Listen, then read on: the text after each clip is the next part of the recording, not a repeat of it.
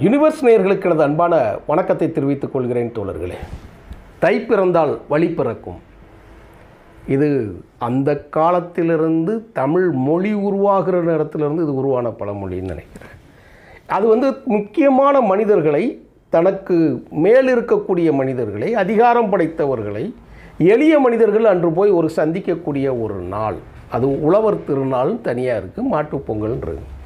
இப்படி எல்லோரையும் சந்திக்கக்கூடிய இந்த நாளில் பெரிய பெரிய தலைவர்களை போய் சந்திக்கக்கூடிய இருக்கு இல்லையா, நானும் சந்திப்பேன். ஒவ்வொரு தைப்பொங்கலிலும் நான் எங்கள் தலைவரை போய் சந்திப்பேன். தலைவர் வைகோ அவர்களை சந்திக்காமல் எங்களுக்கு தைப்பொங்கல் எனக்கு வந்ததே கிடையாது. நான் வெளிப்படையாகவே சொல்கிறேன், எனக்கு சந்திப்பேன். இந்த தைப்பொங்கலிலும் நான் சந்தித்தேன், வந்தேன். மகிழ்ச்சியாக இந்த ஆண்டு தமிழ் புத்தாண்டு துவங்கியது இருக்கட்டும். எனக்கே இப்படி இருக்குல்ல. அப்போது அந்த காலத்தில் எம்ஜிஆர் அவர்கள் வானில் மின்னும் நட்சத்திரத்தை போல் திரையில் இருக்கக்கூடிய ஒரு நட்சத்திரத்தை பார்க்கணுன்னா எப்படி இருப்பாங்க? அன்று எல்லோருமான பெரிய மனிதர்கள் அத்தனை பேருமே என்ன செய்வாங்கன்னா, தனக்கு கீழே ஒரு மில் முதலாளியை பார்க்கணுனாலும் சரி, விவசாயத்தில் இருக்கக்கூடிய பண்ணையாரை பார்க்கணுனாலும் சரி, அன்று எல்லாருமே வெளியே வரும்போது தனக்கு தோன்றிய மனிதர்களை பார்க்கும்போது எம்ஜிஆரை பார்க்குறதுக்கும் ஒரு ஆசை. எல்லாருமே போவாங்க. யார் யார் போவா? டான்ஸ் மாஸ்டர் போவாங்க, துணை நடிகர்கள் போவாங்க, பெண்கள் இருக்காங்க இல்லையா, டான்ஸில் பெண்கள் அவங்க போவாங்க, சண்டை பயிற்சியில் இருக்கிறவங்க போவாங்க, இயக்குநர்கள் போவாங்க, பாடலாசிரியர்கள் போவாங்க, மன்றத்தில் இருக்கக்கூடிய ரசிகர் மன்றத்தில் இருக்கக்கூடிய முக்கியமான ஆளுக போவாங்க, அப்புறம் ரசிகர்கள் போவாங்க. ரசிகர்கள் யார் யார் ரசிகர்கள் இருக்கு இல்லையா, அதுதான் ரொம்ப முக்கியமானது. யாரையும் பார்க்க போகாத நரிக்குறவ இனத்தை சேர்ந்த தோழர்கள் போய் பார்க்க போகிறாங்க. ஆண், பெண், குழந்தைகள் எல்லாமே. அவரெல்லாம் யாரும் வீட்டுக்குள்ளேயே விட மாட்டாங்க. நீங்கள் இன்றைக்கி கூட நீங்கள் நினச்சி பாருங்கள். நீங்கள் யாராவது உங்கள் மனச்சாட்சியை தொட்டு சொல்லுங்கள். நீங்கள் யாராவது நம்ம அனுமதிப்போமா?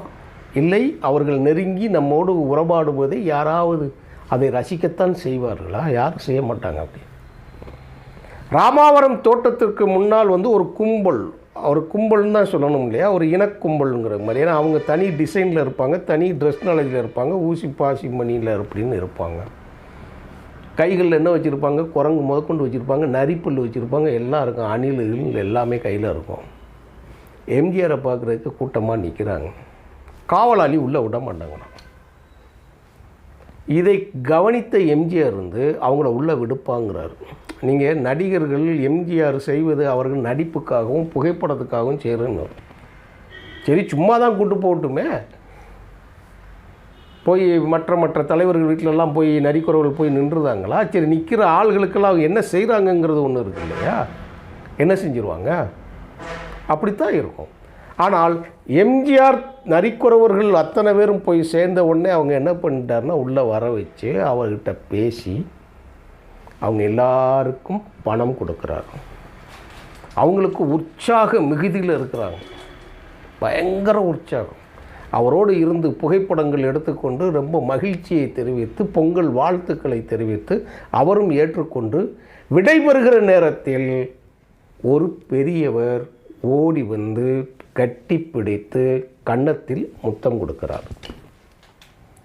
இப்போ தான் பாதுகாவலர்கள்லாம் ஓடியாராங்க.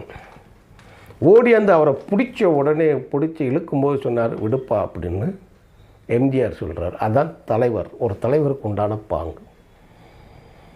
ஒவ்வொருத்தங்க என்ன செய்வாங்கன்னா, தன்னுடைய அன்பை வெளிப்படுத்துவது வார்த்தையால் வெளிப்படுத்துவார்கள், முகத்தில் இருக்கக்கூடிய நளினங்களால் வெளிப்படுத்துவார்கள், கை கொடுப்பார்கள், கட்டி அணைப்பார்கள் எல்லாம். ஆனால் மனித சமூகத்தில் புறக்கணிக்கப்பட்டு ஒரு வீட்டின், ஒரு நாட்டின் ஒரு மூலையில், வீட்டில்னு நான் சொல்கிறேன்னா அந்த வீட்டு எச்சிலில் இருக்கக்கூடிய இடத்துல தான் அந்த இருப்பாங்க. நாடு அப்படின்னு சொன்னால் ஒரு நாட்டுக்குள்ளே இருக்கக்கூடிய ஒரு ரயில்வே ஸ்டேஷன், ஒரு பேருந்து நிலையத்தில் இருக்கிறதுலே அவுட்டரில் அங்கே தான் வாழக்கூடியவங்க. அவங்க ஒரு கந்தல் துணிகளையும் பிளாஸ்டிக் பாய்களை போட்டு உள்ளே வாழக்கூடியவங்க. வெத்தலை பாக்கு போடுவாங்க. நாற்றம் எடுக்கக்கூடிய ஒரு ஸ்மெல்லில் தான் அந்த பாடியே இருக்கும். அவங்க ரொம்ப இயல்பாக கடந்து போனார் எம்ஜிஆர். அந்த புகைப்படத்தை நான் தம்ப்நெயிலில் போட்டு பார்க்குறேன். லைட்டாக பேக்கில் நீங்கள் தம்ப்நெயிலில் பார்த்துக்கோங்க, வீடியோ பார்க்குறவங்க பார்த்துக்கோங்க. எவ்வளவு கேஷுவலாக இருப்பார் மேடம். தான் பிள்ளைகளுக்கு அவங்க வந்து குஷ்பு, சிம்ரன், இப்போ இருக்கக்கூடிய நயன்தாரா, இப்போ நடிகைகள் பேர் எனக்கு அவ்வளோவா தெரியல, எந்தெந்த நடிகைகள் பேர் இருக்கோ, எந்த நடிகர் பேர் இருக்கோ, அந்த டிக்கெட்டு பேர், தேட்ரு பேரை கூட பிள்ளைகளுக்கு வச்சுருவாங்க. 1 2 3 அப்படி தான் அவங்களுக்கு இருக்கக்கூடிய, இப்படி தான் அவங்க நரிக்குறவர்களுடைய வாழ்க்கை. பிடிச்சி இழுத்த உடனே எம்ஜிஆர் இதை சொல்கிறாரு. அவர்கள் அன்பை வெளிக்காட்டுகிற விதம் அப்படித்தான் இருக்கும். அதுக்கு போய் நீ எதுக்கு இழுக்கிறன்னு சொல்லி கண்டித்து அவர்களை அனுப்பிவிட்டு அவர்களை உணவு உட்க சொல்லி திருப்பி அனுப்பிடுறாரு. முடிஞ்சது. இப்போ வந்துட்டார். இங்கே திருப்பி உள்ளே வரும்போது அந்த நிகழ்ச்சி, அந்த கும்பல்கள் எல்லாம் போய் முடிஞ்ச பிறகு அன்றைய இரவு முடிந்து மறுநாள் புலர்கிற பொழுது இவர் வெளியில் கிளம்பக்கூடிய, அன்றாடம் ஒரு பணிக்காக வெளியில் கிளம்பக்கூடிய நேரத்தில் அதே கூட்டம் அப்படியே நிற்கும். அப்போ நடந்த செய்தியைத்தான் எழுதி வச்சுருக்கக்கூடிய செய்தியைத்தான் சொல்லுவேன். வீரப்பனோட நூலில் இந்த செய்தி இருக்குது. அப்போ சொல்கிறாங்க, அந்த ஆள் வந்த உடனே என்ன இப்போ திடீர்னு இப்போயும் வந்திருக்காங்களேன்னு சொல்லி எம்ஜிஆருக்கு சந்தேகம். இருந்தாலும் அவங்கள உள்ளே வர சொல்லணும்னு சொல்லி கூப்பிட்றாரு. கூப்பிட்டு என்னப்பான்னு சொல்லி கேட்ட உடனே அந்த குழுவில் இருக்கக்கூடிய மூத்தவர், அவர் தான் முத்தம் கொடுத்தவர். ஐயா, உங்களுக்கு ஒரு நன்றி சொல்லுவதற்காக நாங்கள் வந்தோம். எதுக்கு நன்றி? எங்களுக்குள்ள ஒரு போட்டி இருந்தது, எம்ஜிஆரையெல்லாம் பார்க்க முடியுமா அப்படிங்கிற ஒரு போட்டி இருந்தாலும் நாங்கள் பார்த்து விட்டோம். நான் எம்ஜிஆரை பார்த்தால் நான் கட்டி அணைத்து ஒரு முத்தம் கொடுப்பேன் அப்படின்னு நான் வருவேன்னு சொல்லி எங்கே பார்ப்போன்னு சொல்லி போட்டி இருந்தால் அதில் நான் ஜெயிச்சிட்டேன் அப்படின்னு சொல்லி சொன்னோம். ஆனால் அதே நேரத்தில் மனித சமூகத்தில் புறக்கணிக்கப்பட்ட ஒரு இனத்தை, தான் பேசுகிறது என்ன மொழி என்றே அவர்களுக்கே தெரியாமல் பரிதாபத்திற்குரிய ஒரு இனத்தை, வேறு எங்காவது இந்த மாதிரி தவறுகள் தொடர்ந்து அவர்கள் அவமரியாதை உட்கக்கூடிய நிகழ்ச்சிக்கு மாறிவிடக்கூடாது என்பதற்காக எம்ஜிஆர் சொல்கிறார். என்ன சொல்கிறார் தெரியுமா? அதை நகைச்சுவையாக சொல்ல ஆரம்பிச்சிடுறார். நீ வாப்பா, அப்படி வேற யாருக்கும் நீ எப்படியும் கட்டி பிடிச்சி முத்தம் கொடுக்கேன்னு போட்டி போட்டு போயிடாத, பிரச்சனை ஆகிடப்போகுது. அப்போது ஒரு நிகழ்ச்சியை அதை அப்படியே ஒரு எளிதாக ஒரு கடந்து செல்வதைப் போல் அதை கடந்து சென்று அவருக்கு எவ்வளோ தூரத்துக்கு நாசுக்கம் சொல்லணுமோ, ஒரு செய்தியை சொல்லணுமோ சொல்லி அனுப்புகிறார். அவர்களும் அதை ஏற்றுக்கொண்டு மகிழ்ச்சியாக சென்று தன்னுடைய அந்த பொங்கல் வாழ்த்துக்களை பரிமாற்றத்தோடு அவங்க முடிச்சுக்கிட்டாங்க. சரி, இதில் நான் ஒரு செய்தி சொல்கிறேன். இப்போது ஆந்திராவில் துணை முதலமைச்சர் இருக்கிறார். அவனும் ஒரு நடிகர், ஆந்திராவில் ஒரு சூப்பர் ஸ்டார். இன்றைக்கி அரசியலுக்கு வந்து அரசியலில் உள்ளே போக விரும்பலை, அதில் ஒரு நாற்றம் எடுத்த அரசியல். அவனெல்லாம் ஒரு ஜென்மமாக கூட நம்ம வைக்கலாம். என் பேர் பவன் கல்யாண், சிரஞ்சீவியோட கூட பிறந்த தம்பி. அவன் தான் ஆந்திராவுக்கு துணை முதலமைச்சர். நாட்டுக்கு பிடிச்ச சாப கேடு அது. அவன் துணை முதலமைச்சரான அந்த அரிப்புல தான் இங்கே வந்து இங்கே கும்பல்கள்லாம் இப்போ திடீர் தளபதிகள் தலைவர்கள்லாம் உருவாகிட்டு இருக்கிறாங்க. தனியாக வைப்போம், அது பேச வேண்டாம். இந்த நிகழ்ச்சியில் கடந்த ஒரு 2-3 வாரங்களுக்கு முன்னாடி ஒரு சங்கராந்தி நிகழ்ச்சி வந்து நடக்குது. நம்ம தைப்பொங்கல் நடத்துகிறோம் இல்லையா, அதே மாதிரி ஒரு நிகழ்ச்சி நடக்குது. அப்போது அந்த சந்திப்புக்கு துணை முதலமைச்சராக இருக்கக்கூடிய நடிகர் பவன் கல்யாண் மேடைக்கு வராங்க. அவருக்கு வந்து அந்த பரிசு கொடுப்பாங்கள்ல, இப்போ நேற்று வந்து இவர் கொடுத்தார், முதலமைச்சர் வந்து கொடுத்தார். பாவேந்தர் விருது, கலைஞர் விருது, இலக்கிய மாமணி விருது, எல்லாம் வந்து திருவள்ளுவர் விருது, பாரதிதாசன் விருது, அதெல்லாம் கொடுக்குறாங்க இல்லையா. அது மாதிரி அங்கேயும் கொடுக்குறாங்க. ஆந்திராவில் துணை முதலமைச்சர் கொடுக்குறார். ஒரு பெண் வந்து அதை வாங்கி கொடுத்த உடனே அதை கை கொடுத்துட்டு அந்த பெண் போகுது, நகன்றுச்சு மேடையில். அப்படி போன உடனே அவ்வளவு நிகழ்ச்சியில் பார்த்துக்கிட்டே இருக்கும்போது ஒரு பெண் நாட்டோட துணை முதலமைச்சரை தொட்டுட்டா அப்படிங்கிறதுக்காக அப்படி ஓரக்கண்ணில் பார்த்த உடனே பாதுகாவலர் நேரடியாக வந்து சானிட்டரி கொடுக்காப்புல. இப்போ இந்த கொரோனா நேரத்தில் வந்து எல்லோரும் கைகளில் தடவுங்க, ஞாபகம் இருக்கா? இதுக்கு முன்னாடி மிகப்பெரிய இடங்களில் தான் நீங்கள் பார்ப்பீங்க. அது சில விஷயங்கள் வந்து ரொம்ப சாதாரணமாயிரும். இப்போ நீங்கள் செல்ஃபோனுகள்லாம் ரொம்ப சீப்பஸ்ட்டாக ஆகி போயிருக்குங்க. காரணம் என்னென்னு பார்த்தீங்கன்னா அதோட உபயம் கொரோனா. அரசியல்களில் யாரெல்லாம் நீங்கள் பெரிய மனிதர்கள் என்று நினைத்து வியந்தீர்களோ அவர்களெல்லாம் கோமாளிகளாக தெரிகிறதுக்கு காரணம் இந்த இணையம், செல்ஃபோன் தான். மீடியா என்பது மிகப்பெரிய மாய மழை என்று நம்பியவர்களெல்லாம் தூள் தூளாக்கி தகர்த்தது வந்து கொரோனா. முதல்ல இணையம் எல்லாமே சீப்பாக மாறி போயிடுச்சு. அது மாதிரி தான் அந்த இணைய வெளியில் தூள் தூளாக நொறுங்கி போனவன் தான் நடிகர் பவன் கல்யாண் துணை முதலமைச்சர். அப்படி காட்டின உடனே சேனிட்டரி வாங்கி யாருக்கும் தெரியாமல் அப்படியே அப்போ அவன் எத்தனை ரூபா இருக்க உண்டானதை பார்த்துருப்போம்.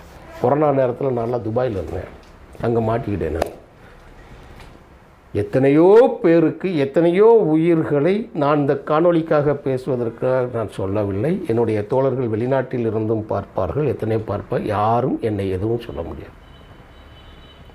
என் உயிருக்கு ஒருபோதும் நான் பயந்தது கிடையாது. என் கூடவே இருந்த தோழர்கள் புறக்கணிக்கப்பட்டு அவர்கள் வெளியில் கொண்டு உயிருக்கு உத்தரவாதம் இல்லாமல் சில சூழல்கள்லாம் நடந்திருக்குது. அது காணொலியில் நம்ம பேச முடியாது. ஆனாலும் நாங்கள் அந்த காரியத்தை செஞ்சோம். அப்போ என்ன செய்வாங்கன்னா, எங்களுக்கு இந்த சேனிட்டரி இருக்கு இல்லையா, அதோட முக்கியத்துவம் தெரியும்.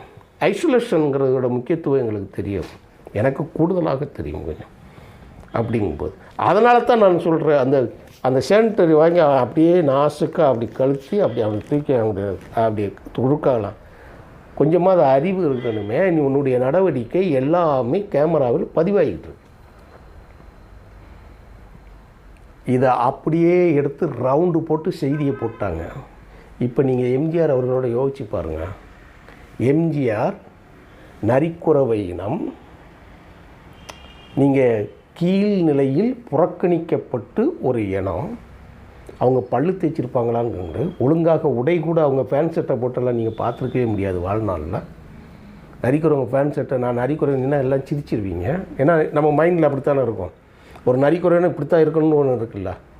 அதில் ஊசி பாசோட துணிமணி இல்லாத குழந்தையை தூக்கி கொண்டு எம்ஜிஆர் நிற்கக்கூடிய அந்த ஸ்டைலும், ஒரு முதியவர் கட்டி அணைத்து முத்தம் கொடுக்கக்கூடியதும், அதற்கு அனுமதி கொடுத்த ஒரு மாபெரும் கலைஞனும், ஒரு நட்சத்திரத்திற்கு இணையாக மின்னக்கூடிய ஒரு கதாநாயகனும், நீங்கள் இதெல்லாம் நினச்சி பாருங்கள்.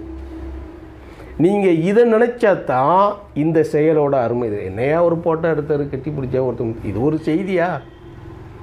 நீங்கள் காண்பதெல்லாம் உலகம் இல்லை. அதைத்தான் நான் சொல்கிறதுக்கு வரேன்.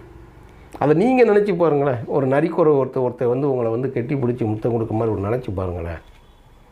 ஏன் எம்ஜிஆர் மாமனிதனாகவும் மகத்தான மனிதனாகவும் மக்கள் தலைவராகவும் புரட்சி தலைவராகவும் பொன்மனச் செம்மலாகவும் இன்னும் மக்களால் மறக்கப்படாத ஒரு தலைவராகவும் இருக்கிறார் என்பதற்கு இந்த மாதிரி கேரக்டர் தான் நிற்கும், குணங்கள் தான் நிற்கும். அதைத்தான் இந்த யூனிவர்ஸ் சேனலில் பதிவு செய்கிறேன் தோழர்களே. முடிந்தால் நாமும் கடைப்பிடிப்போம். நன்றி, வணக்கம் தோழர்களே.